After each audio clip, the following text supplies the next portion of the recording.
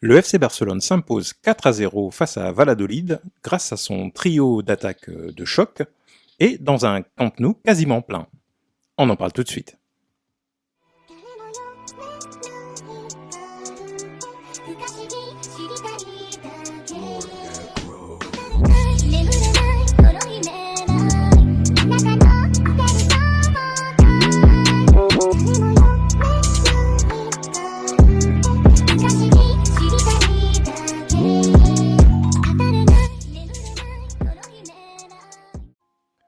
Bonjour à tous, bienvenue sur Barça Today. Aujourd'hui, nous allons débriefer le match du Barça contre l'équipe de Valladolid qui a eu lieu hier soir donc au Camp Nou. Et nous allons commenter la belle victoire du Barça 4-0 dans un match totalement maîtrisé, du début à la fin, il faut bien le dire. Et on va s'attarder sur certains joueurs qui ont très bien performé, notamment l'attaque. Avant cela, je vais vous demander de prendre 10 petites secondes pour poser la vidéo, ou pas d'ailleurs, et mettre un petit like, ou cliquer sur « Je m'abonne », mettre la petite cloche d'ailleurs pour recevoir vos notifications, parce que, effectivement, ce qui compte pour l'algorithme YouTube, c'est l'engagement, donc mettez le petit like pour démontrer qu'effectivement vous êtes engagé dans la vidéo, et ça permet d'améliorer le référencement, et de toucher davantage de monde, et ça permet à la chaîne d'être accessible au monde entier. Merci encore une fois. Alors, pour revenir sur ce match, donc FC Barcelone-Valladolid, on avait un petit peu de crainte lorsque l'on faisait l'avant-match, de revoir la même prestation que celle que le Barça avait donnée face au Rayo Vallecano en tout début de saison. Alors, les stats vite fait générales du match, donc une possession de 70% contre 30% pour Valladolid, 24 tirs pour le Barça contre 8 en face, donc on n'avait vraiment qu'une seule équipe qui attaquait, 9 tirs cadrés et 3 de l'autre côté, d'ailleurs 4 buts pour 9 tirs cadrés, c'est pas mal du tout, un nombre de passes effectivement supérieur à celui de Valladolid, donc une domination hyper importante, il n'y a qu'à voir le nombre de corners, donc 14 contre 4, pour bien se rendre compte que le FC Barcelone a clairement dominé et maîtrisé ce match de la première minute à quasiment un quart d'heure de la fin du match, puisque la fin du match a été un peu plus sur un ton un peu plus faible.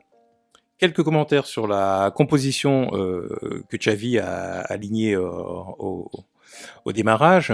Donc j'avais imaginé Koundé en latéral et c'est ce qui est arrivé, donc voilà. Mais je pensais que Christensen allait jouer tout de même. Ce n'est pas le cas, c'est Araujo qui joue. Et c'est une bonne chose d'ailleurs, mais Christensen est blessé, enfin a quelques pépins physiques.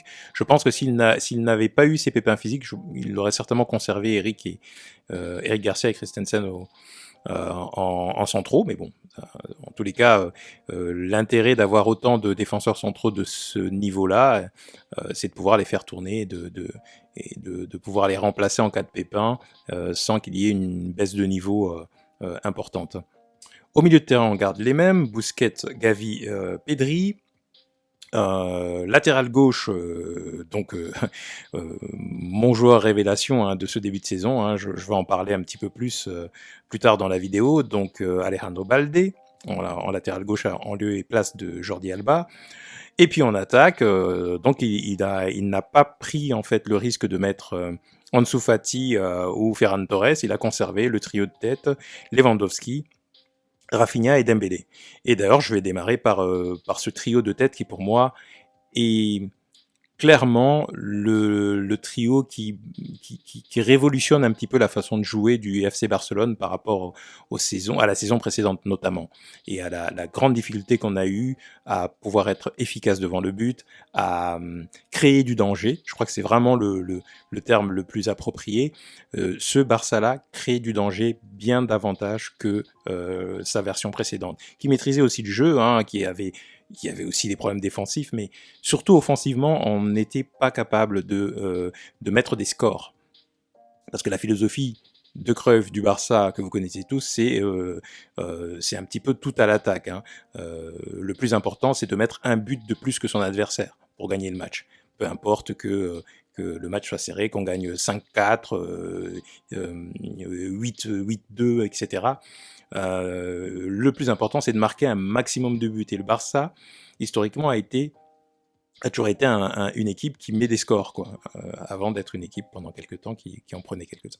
Mais bon, donc voilà, donc ça c'est important. Donc cette animation offensive là et cette efficacité offensive, on ne la voyait plus et il fallait s'appuyer essentiellement, il faut bien le dire, sur les miracles de Léo Messi, qui était l'arbre qui cachait la forêt et qui donnait l'impression que le Barça était encore hyper dangereux, mais en réalité, voilà, 90% des buts étaient mis par Messi et le trois quarts de ses buts étaient initialisés par Messi lui-même.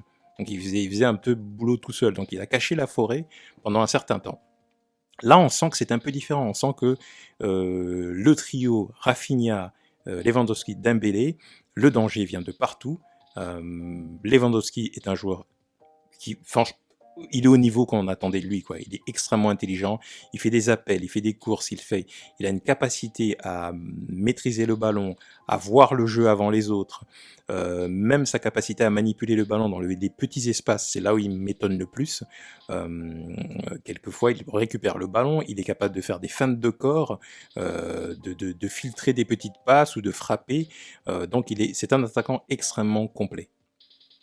Dos au but, la façon dont il maîtrise le ballon, il le réoriente à gauche ou à droite.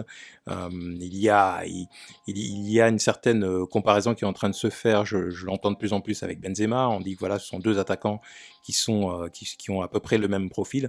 Ce sont clairement, pour moi, les deux attaquants les plus prolifiques et les plus complets actuellement sur le marché. Il ne faut pas se leurrer, Benzema est aussi à un niveau extraordinaire en ce moment, mais Lewandowski lui répond du tac au tac, hein.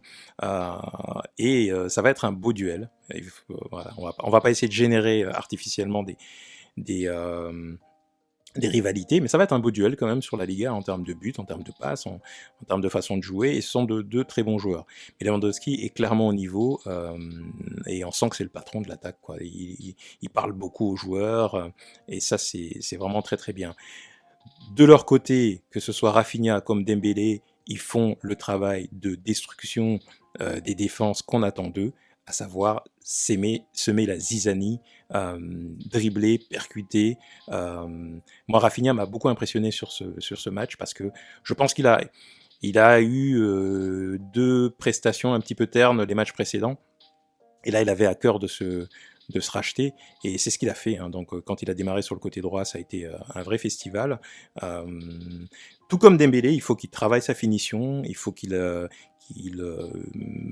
soit un petit peu, qu'il ait un peu la tête froide quand il arrive dans la surface de réparation, mais ça va venir, j'en suis persuadé. En tous les cas, avoir un ailier qui est capable d'éliminer un joueur, deux joueurs, trois joueurs, ça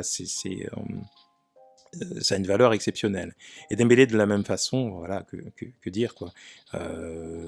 Pareil, un joueur surprenant, et des fois il est capable de faire des centres qui vont au troisième poteau, et puis filtrer des passes au millimètre près, comme la passe qu'il donne à Pedri pour le but, pour le second but, ou la passe qu'il donne à Lewandowski. Encore une fois, ce sont des passes extrêmement intelligentes. Donc voilà. Donc on va juste dire que c'est un joueur instinctif, hein. Bien sûr, il suit le schéma de jeu, etc., mais il a une dimension instinctive chez lui qui le rend hyper intéressant à regarder. Donc, ce trio-là, objectivement parlant, j'avais fait une vidéo d'ailleurs où je me demandais si c'était pas la meilleure attaque d'Europe. S'ils continuent sur cette trajectoire-là, ils vont vite le devenir. C'est clair. S'ils sont à 3, ça va être très très difficile de les contenir, compte tenu du fait qu'ils sont imprévisibles, quoi. Si on met un joueur sur Rafinha, ou deux joueurs sur Rafinha ou Dembélé, ils sont capables de les éliminer. Mais avec une facilité déconcertante, réellement. Donc il va falloir que l'équipe adverse s'organise pour contenir ces deux joueurs-là, et on parle des deux ailes, des deux côtés. Et au milieu, on a quelqu'un qui c'est une machine à but, quoi. Là, il en est à 4 buts, hein, c'est pas compliqué. Donc, second doublé. Donc, c'est une machine à but.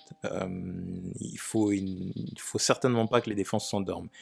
Donc, ravi de voir que ces affinités-là sont en train de se mettre en place, et ça va être, je pense, extrêmement important pour la course à la Liga à minima, et puis on verra pour les autres compétitions. Donc, trio de choc, trio d'attaque, très prometteur.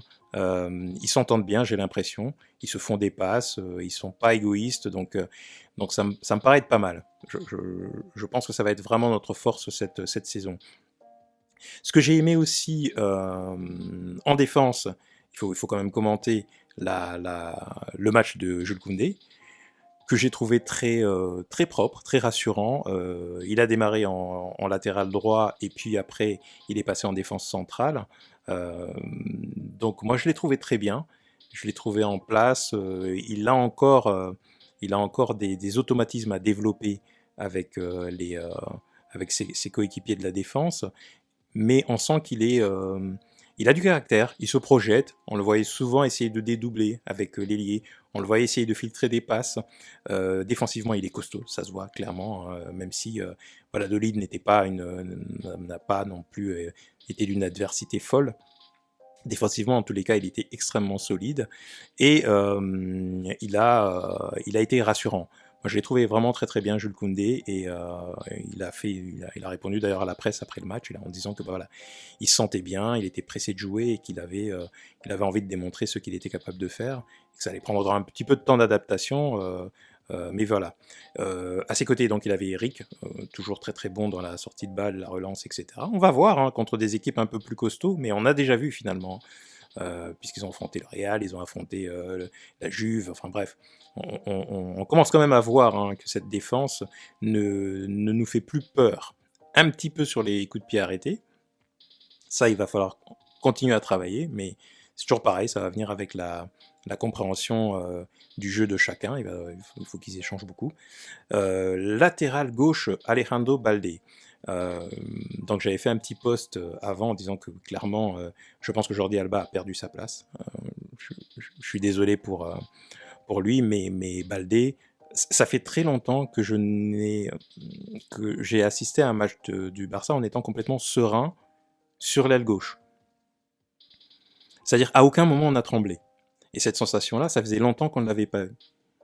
On était serein. C'est-à-dire il fait le boulot, tout simplement. C'est-à-dire qu'il est costaud défensivement et offensivement. Quand il se projette, c'est un Draxler. Ouais, il est capable de prendre comme ça 20, 30, 40 mètres sur son vis-à-vis sans aucun problème. Donc ce jeune joueur est réellement très fort. J'espère qu'il va continuer à progresser. Il va avoir des trous d'air dans certains matchs. C'est tout à fait normal, il a 18 ans. Il va y avoir des matchs où il va se rater. Et il ne faudra pas le critiquer parce il est tout jeune. Ça fait partie de l'apprentissage. Mais pour le moment, pour moi, c'est vraiment ma révélation, quoi. Je pensais qu'il allait faire de la concurrence à Jordi Alba, mais je ne pensais pas qu'il serait capable, comme ça, de lui voler la titularisation. Et c'est le cas, je pense clairement. Quand on compare le match des deux, quand Jordi Alba est là, je ne suis pas du tout serein, réellement. Il se fait souvent déborder, il a l'air à la peine défensivement tout le temps, et en attaque, il est hyper prévisible. Ça reste un excellent joueur, mais je pense qu'il faut qu'il fasse un petit reset dans son esprit, qu'il comprenne qu'il n'est plus titulaire obligatoirement à chaque match, qu'il se remette en question, donc du coup, et qu'il travaille un petit peu plus. Je pense qu'il peut revenir à un très grand niveau, on aura besoin des deux. De toute façon, Balde ne pourra pas jouer tous les matchs, tous les 3 jours, c'est tout à fait normal, mais donc il faut aussi prier pour que Jordi Alba revienne à un niveau décent et qu'il retrouve une régularité. Donc Alessandro Balde, très bien, moi j'ai beaucoup aimé. On peut aussi parler un petit peu du milieu de terrain où on a eu Gavi, encore une fois, le sempiternel Gavi, qui revient. Et bon, moi je vous l'ai dit, hein, c'est l'un des joueurs préférés de Xavi. Et c'est vrai qu'il récupère énormément de ballons, il gêne énormément le milieu de terrain adverse, il se projette. Il a eu quelques occasions devant le but, on sent que c'est pas son fort, mais il va progresser, il est tout jeune, hein, toujours encore une fois, mais on ne peut pas ne pas voir la débauche d'énergie qu'il met au milieu de terrain. Il est partout. Donc c'est le genre de joueur que les coachs adorent, quoi, parce que c'est un joueur clé. C'est un joueur qui ne ménage pas ses efforts, qui ne râle pas, qui se donne à fond, euh, et qui est doué avec ses pieds. Donc moi, je le vois pas sortir du 11 de sitôt, hein. Je sais qu'il y a beaucoup de gens qui souhaitent que ça tourne un petit peu, voir un peu d'autres joueurs, de Young un peu plus titulaire, etc. Kessié, dont il faudra parler aussi, puisque je pense que Kessié va très vite commencer à subir les conséquences du fait d'avoir très peu de minutes de jeu. Parce que quand il rentre, on sent qu'il est moins confiant, on sent qu'il ose moins que ce qu'il faisait lors de son premier match de pré-saison, par exemple, où il était très libéré. Voilà, on sentait que là, forcément, moins on joue, plus on a peur de faire des erreurs et moins on ose, etc. Donc là, il va falloir qu'il fasse preuve de caractère, Franck Kessié, et et c'est ça fait partie des éléments que l'on a quand on arrive dans un très grand club comme le Barça. Il était déjà dans un grand club, hein, le Milan, il ne faut pas dire le contraire, mais là, on est dans une autre dimension tout de même, ces 10 dernières années. Et donc là, il va falloir qu'il fasse preuve de caractère en rentrant sur le terrain et en conservant sa volonté de faire des différences. Donc voilà, donc petite alerte peut-être pour Kessié, hein, effectivement, j'ai vu aussi dans les commentaires, certains le pensent, hein, et c'est vrai. Donc il va falloir soit qu'il joue un peu plus, soit que quand il a 10 minutes, 15 minutes, qu'il impressionne son coach pour qu'il puisse être titulaire peut-être pour le match suivant. Voilà. De toute façon, il y a beaucoup de matchs, je le répète, donc ça va pas mal tourner. Donc voilà, donc victoire du FC Barcelone, donc 4 buts à rien. Le Barça qui n'encaisse pas, et ça c'est une bonne chose.